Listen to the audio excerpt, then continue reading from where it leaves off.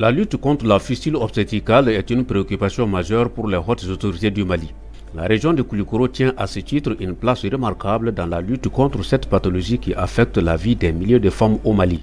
De 2015 à nos jours, d'énormes efforts ont été consentis dans le cadre de l'éradication de cette maladie à travers diverses campagnes. Le lancement de la première vague de la campagne 2022 a eu lieu le lundi 23 mai, dont les thèmes portaient sur En finir avec la fistule obstétricale maintenant.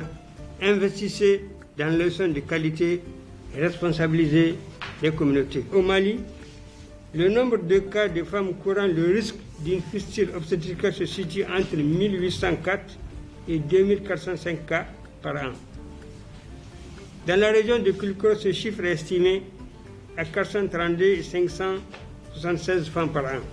Depuis 2020, avec la fin du projet STD Fistula, la relève a été assurée avec l'UNFPA, avec ses partenaires financiers tels que le Canada, l'Italie et Suède, ce qui nous a permis de continuer les activités sans difficulté majeure et de prévoir d'organiser cette 8e campagne cette année 2022 et qui est essentiellement financée par l'UNFPA avec bien entendu l'appui technique de la Direction générale de la santé publique, de l'hygiène et de la santé publique et l'ONASER, l'Office national de la santé et de la reproduction, pour un coût global de plus de 30 millions de francs CFA pour 2 campagnes, dont celui de mai et celui d'octobre 2022, avec une prévision d'opérer 50 femmes.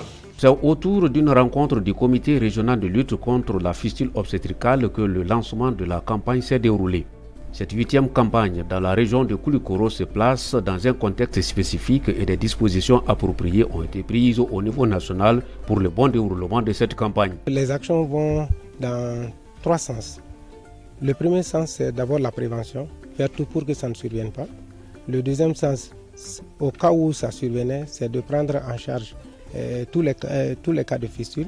Et le troisième point, c'est évidemment la réinsertion socio-économique de ces dames qui souffrent de fistule obstétricale. Les dispositions prises, c'est que au niveau national, nous avons fait de telle sorte qu'il y ait la compétence dans pratiquement toutes les régions. Et ce processus a commencé depuis les années 2015. Il y a eu l'organisation des campagnes à travers un projet en son temps qui était la Fistula Mali, qui a permis de former au moins une équipe de chirurgie capable de prendre en charge les cas de fistule dans pratiquement toutes les régions où il y a des hôpitaux. Mais la particularité de la région de Koulikoro est que dans les autres régions, ces interventions se font au niveau des hôpitaux. Mais à Koulikoro, c'est le CSRF de Koulikoro qui s'en charge.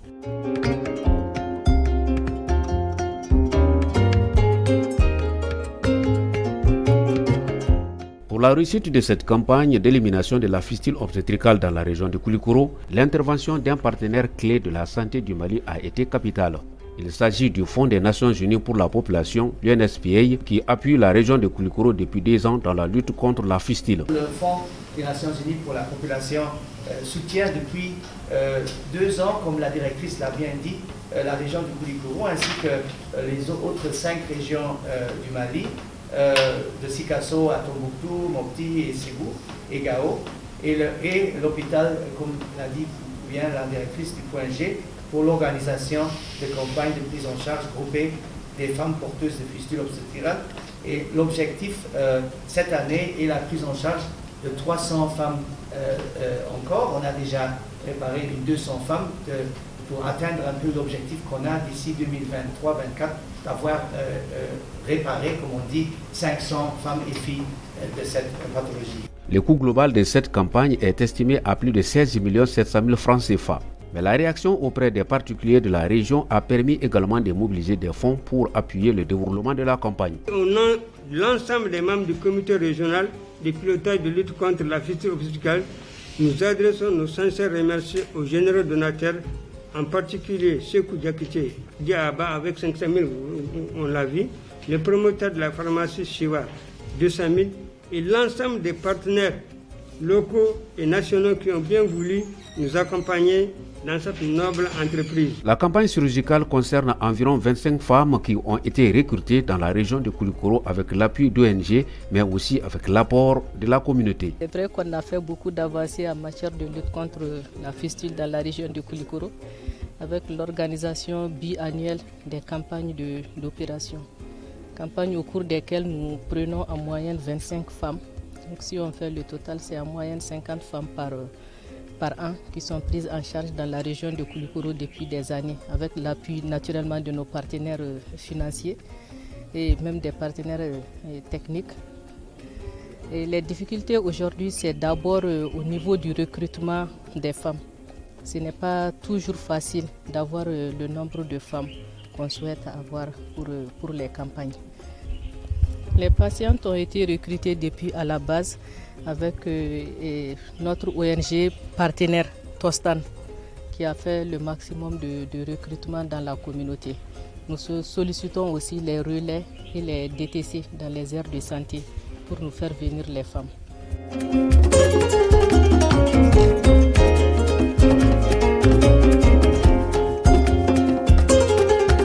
La campagne est aussi basée sur une dynamique équipe de chirurgiens de Koulikoro et de l'hôpital de Poingé qui a réalisé un travail technique caractériel en amont. Pour cette campagne 2020-2022, nous avons 25 patientes prévues. C'est 25, mais il peut y avoir c'est-à-dire plus de 25, c'est-à-dire qu'on fait un tri. Mais ce n'est pas toutes les femmes qui sont éligibles. Il y a d'autres qui seront éliminées parce qu'il y a les vrais cas de fistule vésico-vaginale qu'on va prendre. Maintenant, celles qui ne sont pas éligibles vont être écartées. Après examen, nous, on a essayé de classer un peu les fistules par rapport à... D'abord, il y a des fistules qu'on considère comme simples et puis des fistules qu'on considère comme compliquées. Donc, un type de simplicité, c'est la fistule qu'on n'a jamais encore touchée. Donc, qu'aucun chirurgien n'a encore passé. Une fois que la fistule a été opérée, pour que ça n'a pas réussi, si on doit y revenir, ça ajoute une autre complication dans la prise en charge. Mais dans tous les cas, la finalité, c'est la prise en charge. Dans la prise en charge de la fistule, nous avons fait dans notre service une classification des fistules. On a des fistules type 1, type 2, des types 1 qui sont plus simples, type 2, moins compliqués, type 3, type 4. Les types 5, 4, 5, c'est des fistules des cas qui sont vraiment compliqués. L'activité de lancement de la campagne a été couplée d'une visite aux malades au centre de prise en charge des femmes fistuleuses situé au centre de santé de référence de Koulikoro. Cette visite a permis aux autorités régionales et le partenaire stratégique de toucher du doigt les réalités de cette campagne à travers un cadre d'échange avec les malades. Suivi deux réparations. Oui. Mais là maintenant ça va. Non, ça va. Je veux la féliciter pour... Merci. Allah Kausara. Allah Kausara. C'est comme une nouvelle vie. Allah Kaubole Barala. Ça va, elle n'a pas, elle se sent bien maintenant. Oui, elle n'a pas d'autres plaintes.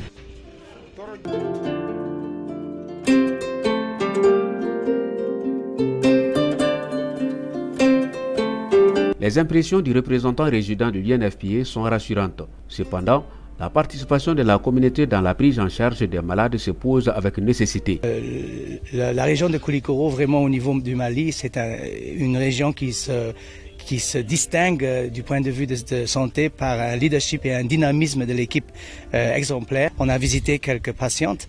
On a eu des patientes de 21 ans qui ont eu leur premier accouchement. Ils ont eu leur première fistule qui a été réparée. Mais on a aussi trouvé des femmes de 56 ans, 66 ans qui ont depuis plus de 10 ans, 20 ans vécu avec leur fistule.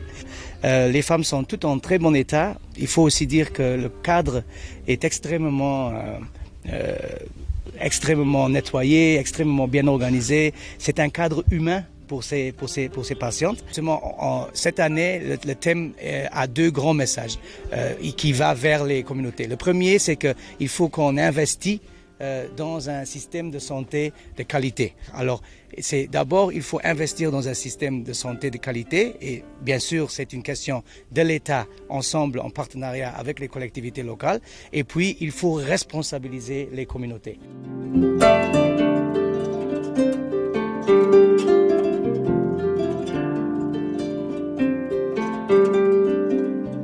Les autorités ne sont pas venues au cours de cette visite avec les mains vides. Elles ont apporté des kits composés notamment de savon, de nattes, de moustiquaires, de bouillards, de draps de lit, entre autres. Les patientes, quant à elles, sont reconnaissantes envers les autorités et leurs partenaires pour les bienfaits de cette campagne qui leur donne une nouvelle chance dans la vie.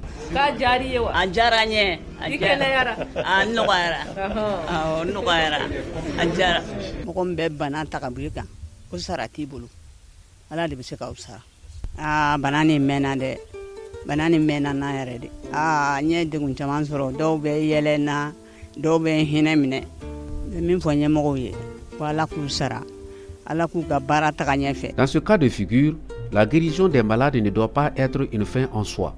Après cette étape, les malades doivent être suivis notamment en termes d'insertion socio-professionnelle. Nous pensons que beaucoup de personnes peuvent encore s'impliquer parce que c'est vrai que le partenaire prend les kits, le partenaire prend beaucoup d'aspects.